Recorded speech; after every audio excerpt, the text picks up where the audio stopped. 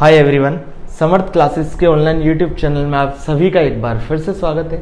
Last दो lecture में हमने अर्थमेटिक में क्लास 10th में क्या क्या देखा था कि समांतर श्रेणी क्या होती है और उससे रिलेटेड कुछ हमने क्वेश्चन देखे थे कि अर्थमेटिक प्रोग्रेशन क्या होती है और उससे रिलेटेड कई अच्छे अच्छे क्वेश्चन हमने देखे थे। आज के थर्ड लेक्चर में हम आगे कंटिन्यू करने वाले हैं। तो हमें पढ़ना है कि selection of term in AP. अगर समांतर श्रेणी में बात करूं तो जो पदों का चयन है वो किस प्रकार किया जाता है। तो देखिए, जब भी समांतर श्रेणी में तीन पद मान्य होंगे, हमें हमेशा ये मानने वाली कंडीशन है, जब हमें सपोज करना पड़ेगा, अज्यूम करना पड़ेगा। तो समांतर श्रेणी में जब भी तीन पद मान्य हैं मुझे, तो मैं मानूंगा a minus D coma A plus D. ध्यान दीजिए, इसका डिफरेंस डी, इसका डिफरेंस डी, इसका मतलब कॉमन डिफरेंस क्या आ गया, डी। अगर डिफरेंस सेम होता है तो वो होती है अर्थमेटिक प्रोग्रेशन, कोई दिक्कत नहीं है। तो तीन नंबर ऑफ टर्म्स होंगी तो मैं हमेशा ये मानूंगा इसका कॉमन डिफरेंस कितना है, D. Number of terms, three terms कौन कौन से, ये, और कॉमन डिफरेंस सार्वंतर क्या है, डी। ऐसा क्यों कर रहे हैं? क्योंकि जब भी क्वेश्चन आता है तो इस टाइप का आएगा, इसमें the sum of three number in AP is -3, या ऐसा आ सकता है sum of four number in AP is 2। तो 4 नंबर का समीशन दे दिया तो हमें कुछ अज्यूम करना पड़ेगा।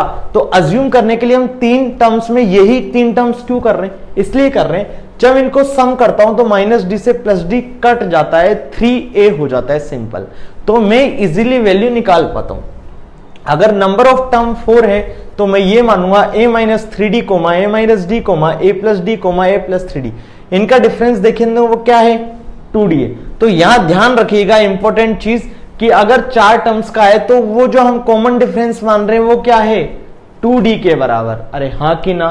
चलिए, 5 टर्म्स में हमें ये मानना है, 6 टर्म में हमें ये मानना है। अगर 10th लेवल की बात करूं या NTSC लेवल की भी बात करूं तो आपके 3 और 4 टर्म से ज्यादा का कोई क्वेश्चन बनता नहीं है। इवन जेई में भी जनरली नहीं पूछा जाता 5 और 6 टर्म का क्वेश्चन, हाँ कि ना। चलिए, स्पेशल पॉइंट क्या बोलता है, if the sum of AP terms is not given, if the sum of AP terms is not given then terms are a plus d a plus 2d। मतलब यदि समांतर श्रेणी के पदों का योग नहीं दिया हुआ है तो हम जो हमारी अर्थमेटिक मानते आए वही माननी है, फिर हमें इस वाले चक्कर में नहीं पड़ना है। क्लियर है यहां तक। ये कब कर रहे हैं हम, जब समीशन दिया है तो डी से डी कैंसिल आउट हो रहा है। देखो सबको जोड़ के देखो, डी से डी कट जाएगा, केवल ए वाला पार्ट बचेगा। इसलिए मैं ऐसा ऑपरेशन कर रहा हूं, ऐसी संक्रियाएं लगा रहा हूं, ऐसे टर्म सेलेक्ट कर रहा हूं। सेकेंड पॉइंट क्या बोलता है, if ABC are in AP. ध्यान दीजिए, कोई सी भी प्रोग्रेशन हो, चाहे वो अर्थमेटिक हो, समांतर श्रेणी हो, आप 11th 12th में पढ़ेंगे जियोमेट्रिक प्रोग्रेशन और एक हार्मोनिक प्रोग्रेशन, ठीक है। चाहे वो समांतर श्रेणी हो, चाहे वो गुणोत्तर श्रेणी हो, चाहे वो हरात्मक श्रेणी हो, अर्थमेटिक प्रोग्रेशन हो, जियोमेट्रिक प्रोग्रेशन हो या हार्मोनिक प्रोग्रेशन हो। मान लीजिए ये T1, T2, T3 and so on Tn, और ये क्या है, कोई प्रोग्रेशन, मान लिया अभी अर्थमेटिक प्रोग्रेशन। तो फर्स्ट टर्म और लास्ट टर्म को छोड़ के उसके बीच के सभी टर्म जो होंगे वो उस प्रोग्रेशन के क्या कहलाते हैं, मीन कहलाते हैं, उस श्रेणी के माध्य कहलाते हैं। अब श्रेणी कौन सी है, अर्थमेटिक, तो वो मीन कौन से कहलाएंगे, अर्थमेटिक मीन। वो समांतर श्रेणी है तो वो माध्य भी कौन से कहलाएंगे, समांतर माध्य। अगर ज्योमेट्रिक प्रोग्रेशन होती तो ज्योमेट्रिक मीन कहलाते, अगर गुणोत्तर श्रेणी होती तो कैसे कहलाते, गुणोत्तर माध्य। तो ध्यान दीजिए, किसी भी श्रेणी के प्रथम एवं अंतिम पद को छोड़कर बाकी सभी पद उसके माध्य कहलाते हैं। अगर समांतर श्रेणी है तो समांतर माध्य कहलाएंगे। तो यही दिया है इसमें, अगर a, b, c are in AP then b is known as arithmetic mean, समांतर माध्य। अगर a, b, c समांतर श्रेणी में है तो जो b टर्म है, b टर्म, ये वाली b टर्म, ये क्या हो जाएगी, अर्थमेटिक मीन, समांतर माध्य। अगर ऐसा होता a, b, e, f, c, मान लो ऐसा होता, और ये किस में बोल देता मैं, अर्थमेटिक प्रोग्रेशन में, तो इन दोनों को छोड़ के सभी कैसे होते हैं, तीनों अर्थमेटिक मीन। ये हो जाता फर्स्ट अर्थमेटिक मीन, ये हो जाता सेकंड अर्थमेटिक मीन, ये हो जाता third arithmetic mean. Arithmetic mean को कैपिटल ए से डिनोट करते हैं। आपके कोर्स में है नहीं है ज्यादा, तो हम ज्यादा डिटेल में नहीं जाएंगे, बट मैंने पॉइंट बता दिया आपको, ठीक है। अब ये वाला अभी बताता हूं, पहले सेकंड वाला पॉइंट देखो। सेकंड वाला पॉइंट क्या बोल रहा है, अगर ए बी सी एपी में है, हम जानते हैं कोई भी टर्म्स एपी में होगी, इट मींस जो कॉमन डिफरेंस होगा वो क्या होगा, सेम होगा, हाँ कि ना। It means T2 minus T1 बराबर T3 माइनस T2 करना पड़ेगा। क्यों? क्योंकि वो बोल रहा है किस में है, अर्थमेटिक प्रोग्रेशन में। कर दो, b माइनस ए को इक्वेट कर देंगे c माइनस बी के, या b माइनस ए बराबर हो जाएगा किसके, c माइनस बी के। b इधर आएगा तो क्या बन जाएगा, 2b बराबर c प्लस ए, 2b बराबर a प्लस c। तो जब भी तीन टर्म्स अर्थमेटिक प्रोग्रेशन में होंगी तो मिड टर्म का 2 गुना, मिड टर्म का ट्वाइस फर्स्ट और लास्ट टर्म के समीशन के बराबर हो जाएगा, 2b बराबर a प्लस c, ये वाला। अब एबीसी किस में है, अर्थमेटिक प्रोग्रेशन में, तो b हमें पता है क्या होगा, अर्थमेटिक मीन होगा, a m होगा, या अर्थमेटिक मीन को दोनों नोटेशन दे सकते हैं, अर्थमेटिक मीन होगा। अब अर्थमेटिक मीन हम ये भी जानते हैं कि 2b बराबर a प्लस सी होता है, और अर्थमेटिक मीन b है तो b क्या हो जाएगा, a plus C by 2। Clear है? तो अब हमें अभी के अभी इन चीजों को भूल जाना है, हम डायरेक्ट क्वेश्चन करेंगे और क्वेश्चन में डायरेक्ट अपने आप दिमाग लगा के सब चीजें अप्लाई करने वाले हैं। तो हमें अभी तक केवल और केवल एक चीज याद रखनी है कि Tn बराबर a plus n minus 1 into D होता है, बाकी सभी चीजों को अभी के अभी भूल जाना है, हाँ कि ना। चलिए बढ़ते, पहला क्वेश्चन सोल्व करेंगे। पहला क्वेश्चन क्या बोल रहा है, the sum of 3 numbers in AP is -3। Sum of 3 number, sum दे दिया 3 नंबर का, इट मींस हम जो टर्म मानेंगे a comma a plus D comma a plus 2d मानेंगे क्या, सोचो जरा, नहीं मानेंगे ना भाई। अगर a plus D a plus 2d मानूंगा तो क्या आ जाएगा समीशन, अरे a plus D a plus 2d मान लो, मैं मान लिया 3 टर्म, तो समीशन करो क्या आएगा, a 3a 3d, 3a plus 3d बराबर 8। कुछ फायदा निकला क्या, नहीं निकला। तो जब भी समीशन दिया हो तो मैं कुछ ऐसी टर्म मानने की कोशिश करूंगा जहां पे d कैंसिल आउट हो जाए। तो ध्यान दीजिए, अगर मैं 3 टर्म्स मानूं, let suppose 3 terms are in AP, क्या क्या, a minus d, a plus d, AP में मान ली मैंने। अब क्या बोल रहा है कि सम ऑफ 3 नंबर, इन तीनों का समीशन कितना है, -3। तो a minus D plus a plus D बराबर कितना, -3। माइनस डी से प्लस डी कैंसिल आउट, बचेगा क्या, 3a बराबर -3, तो a बराबर आ गया हमारे पास -1, हाँ कि ना। अब उसके बाद क्या बोल रहा है, एंड दियर प्रोडक्ट इज 8, मतलब जो तीनों नंबर है उनका प्रोडक्ट कितना दे रखा है उसने, 8। करते हैं भाई product, a minus D into a plus D कितना दे रखा है, 8, हाँ कि ना। चलिए, दिस इंटू दिस हम जानते हैं x minus Y into X plus वाई होता है X square minus Y square. It mean this into this क्या हो जाएगा, इस a को बाहर रहने देते हैं अभी, और ये दोनों आपस में मल्टीप्लाई होके हो जाएंगे a square minus D square बराबर 8। a की वैल्यू रख देते हैं -1, तो जब मैं -1 यहां रखूंगा ये इधर जाएगा तो कितना हो जाएगा, -8, मतलब a square minus D square बराबर हो गया -8, तो माइनस का डी स्क्वायर बराबर हो गया -8। a स्क्वायर कितना हो जाएगा, -1 का होल स्क्वायर, मतलब +1 आएगा, उधर जाके क्या बन जाएगा, -1, तो माइनस डी स्क्वायर बराबर -9। इट मींस डी स्क्वायर बराबर 9।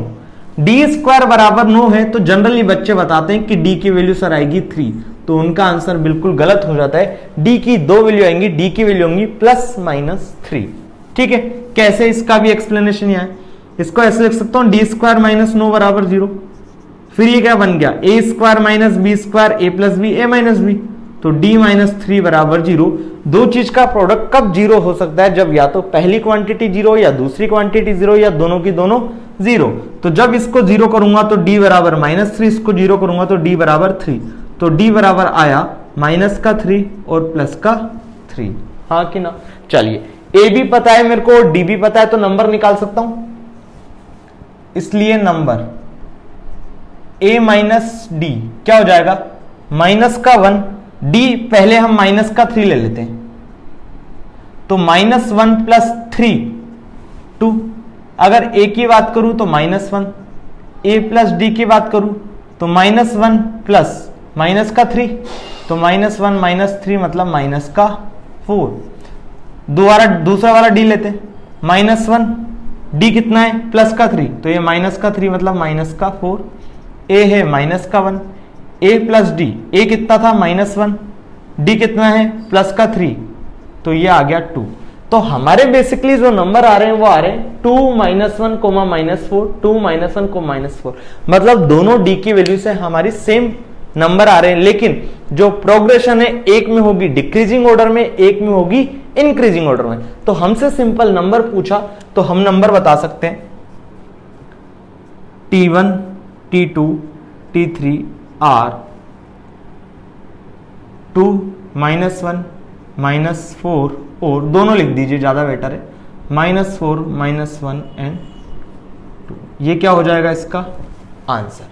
क्लियर है यहां तक? तो ये हमने फर्स्ट क्वेश्चन देखा, इसमें हमसे पूछा था नंबर, और नंबर का समीशन और प्रोडक्ट दिया हुआ था।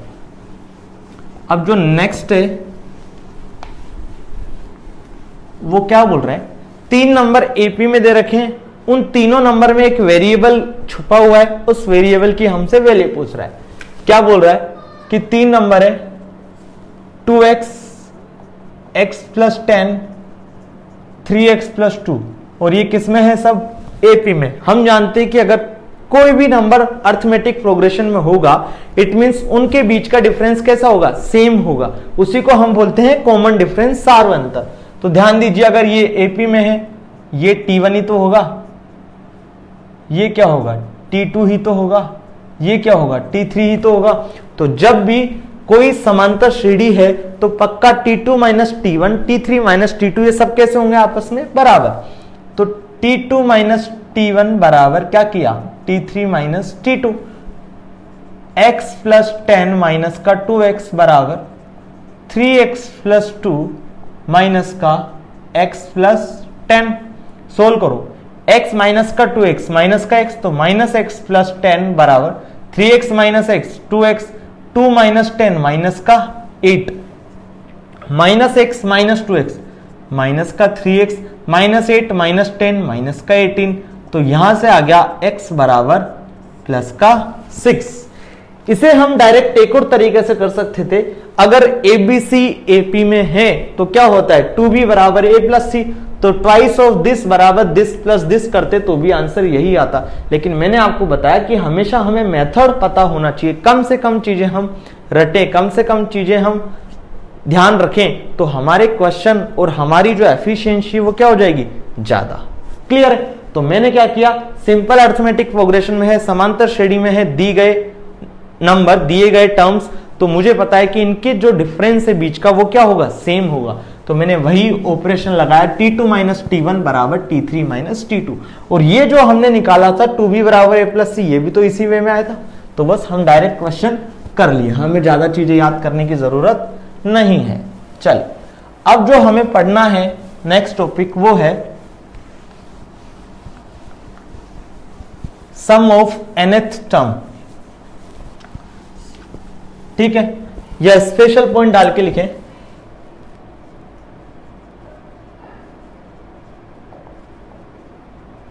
स्पेशल पॉइंट पहला है, लिखे sum of first n natural number. इसका मतलब क्या बोल रहा है, 1 प्लस 2 प्लस 3 प्लस n। ठीक है, इसको हम नोटेशन देते हैं समीशन n से, और ये क्या होता है n इंटू n प्लस 1/2। अभी समझा दूंगा, एक बार लिख लीजिए। ठीक है, उसके बाद है हिंदी मीडियम वाले क्या लिखेंगे, प्रथम n प्राकृत संख्याओं का योग। प्रथम n प्राकृत संख्याओं का योग मतलब 1 plus 2 plus 3 and up to n बराबर समीशन n बराबर दिस। ठीक है, नेक्स्ट है sum of squares of first n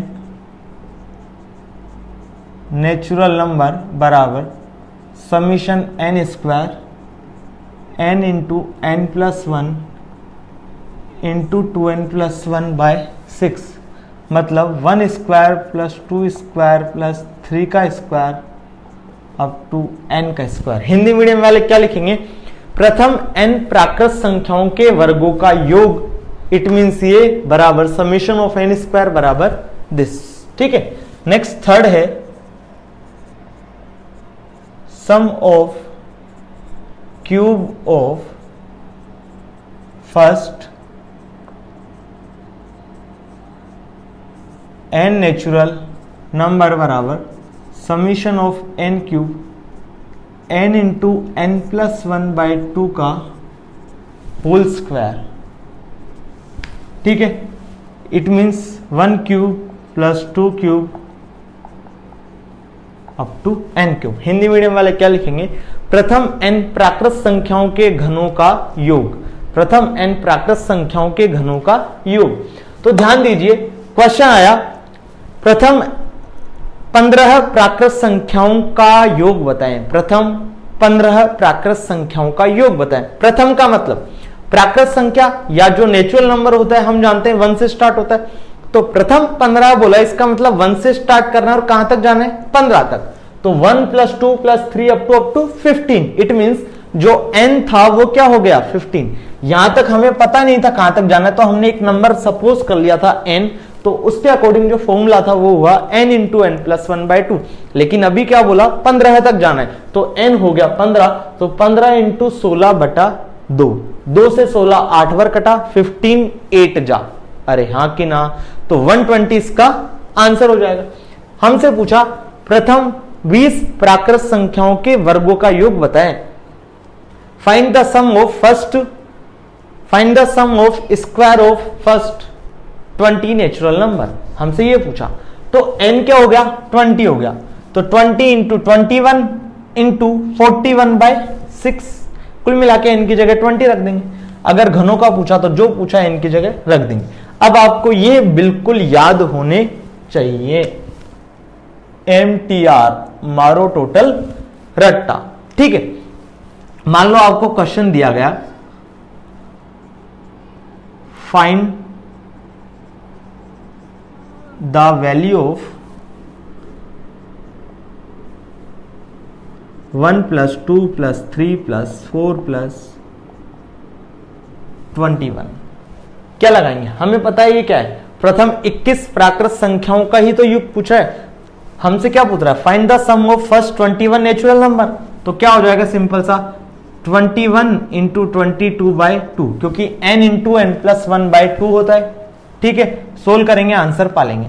हमसे पूछा फाइंड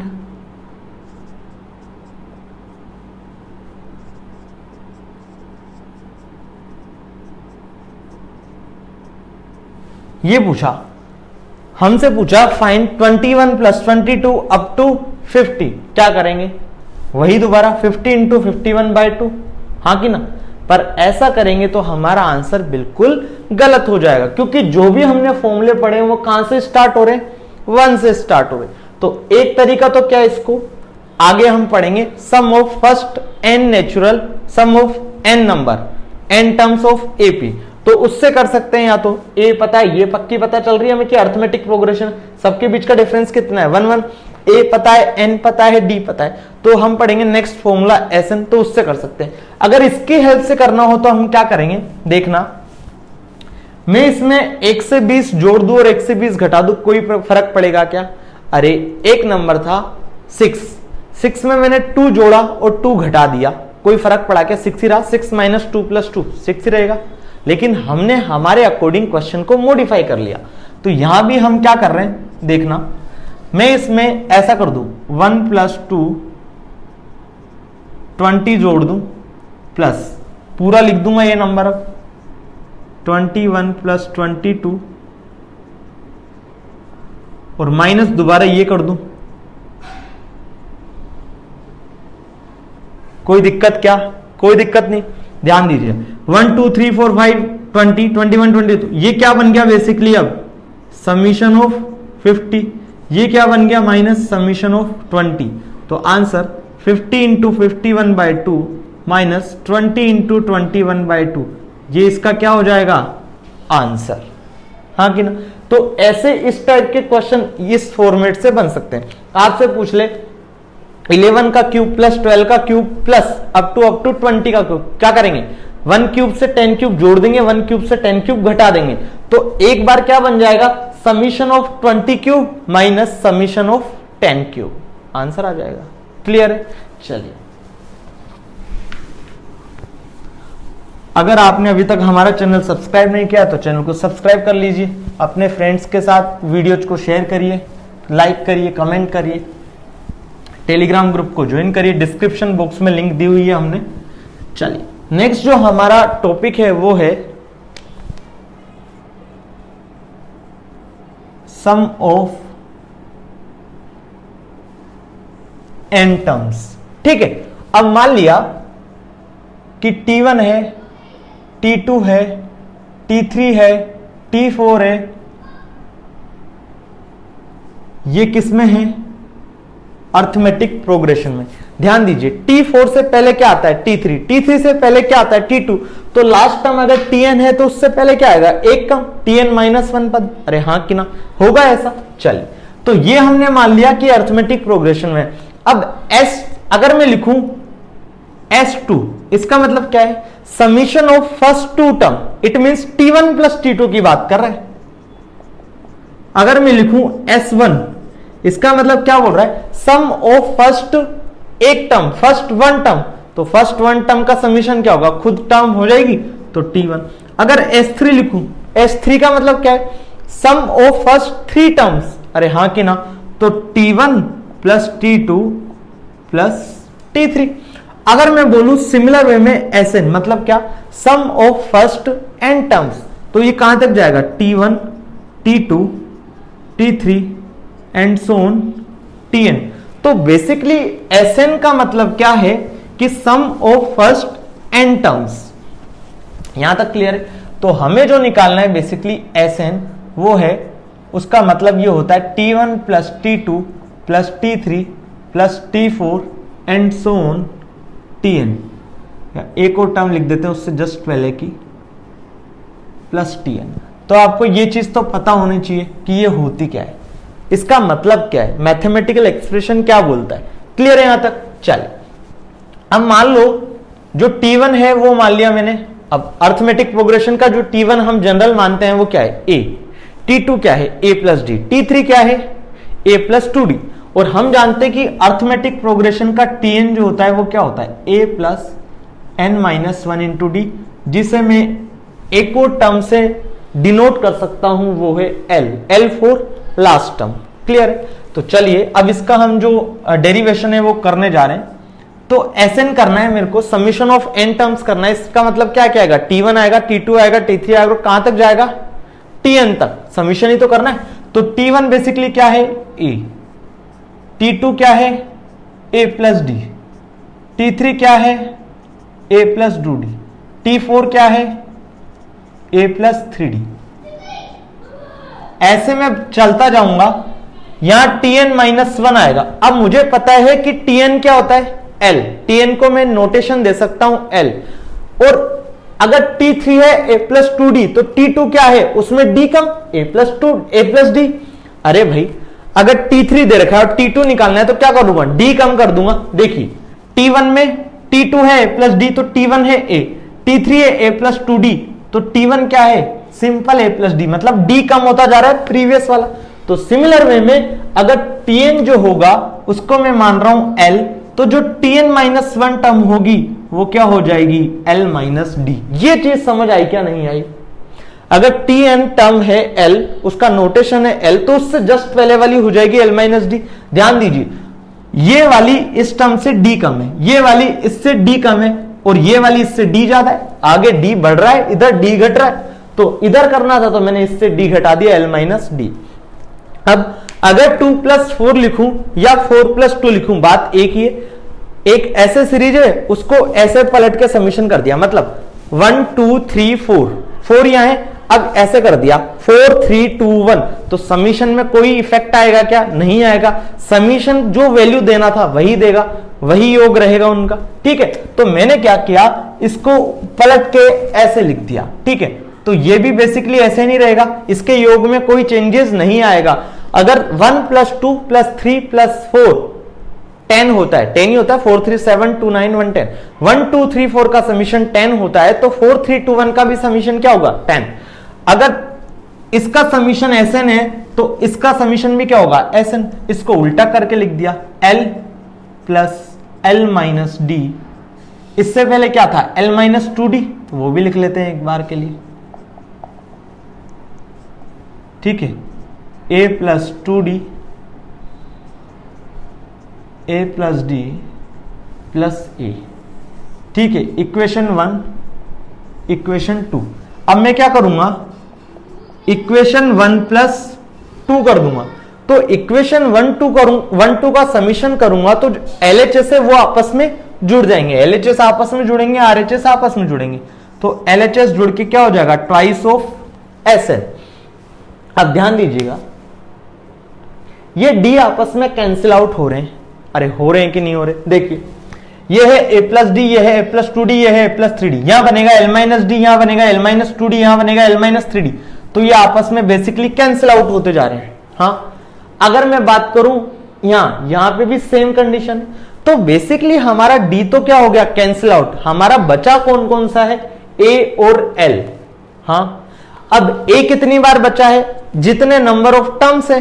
L कितनी बार बचा है? जितने नंबर ऑफ टर्म्स है। जितनी पदों की संख्या है उतना ही A बचा है, और जितने पदों की संख्या है उतना ही L बचा है। अगर मैं बोलूं 2 + 2 + 2 + 2 कितनी बार है? 4 बार। तो इसको ऐसे लिख सकता हूं 4 × 2। हाँ कि ना? 4 × 2। अगर ये 6 बार होता तो क्या लिख देता?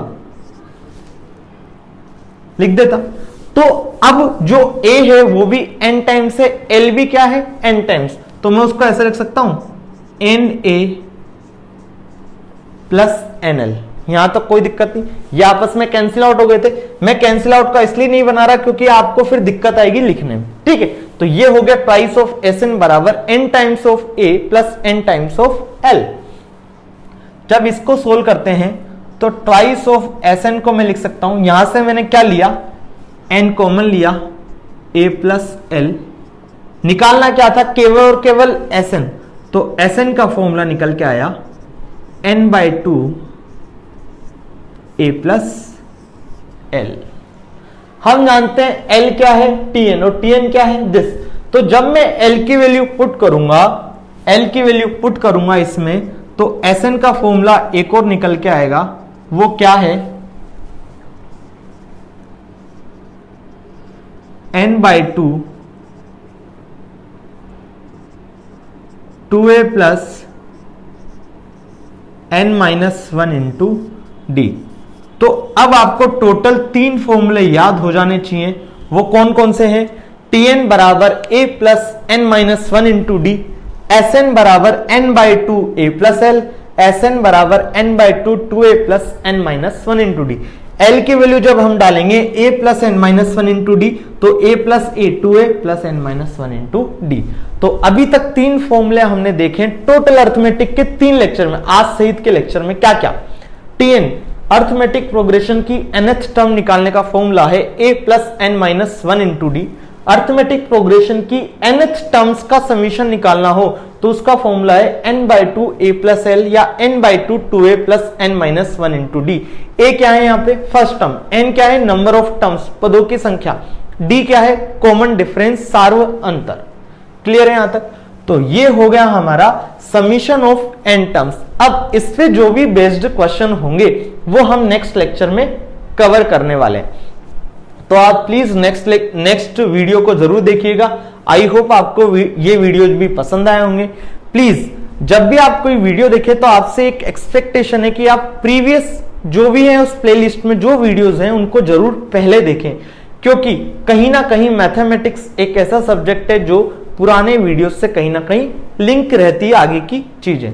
तो आपसे एक ही अनुरोध है कि आप पुराने वीडियोस को देख के ही नेक्स्ट वीडियोस की तरफ बढ़ें। आप डाउनलोड भी कर सकते हैं, और जब भी आपको अगर क्वालिटी में दिक्कत हो रही है तो आपके मोबाइल या पीसी में एक क्वालिटी वाला ऑप्शन होगा यूट्यूब पे, वहां पे जाके आप इसकी हाईएस्ट क्वालिटी 480 पिक्सल या 720 पिक्सल को क्लिक कर सकते हैं, डिफॉल्ट कर सकते हैं, तो आपको क्वालिटी वाइज कोई प्रॉब्लम नहीं आने वाली। आई होप आपने एंजॉय किया इस लेक्चर को। प्लीज वीडियो को शेयर कीजिए, चैनल को सब्सक्राइब और लाइक कीजिए। Thank you.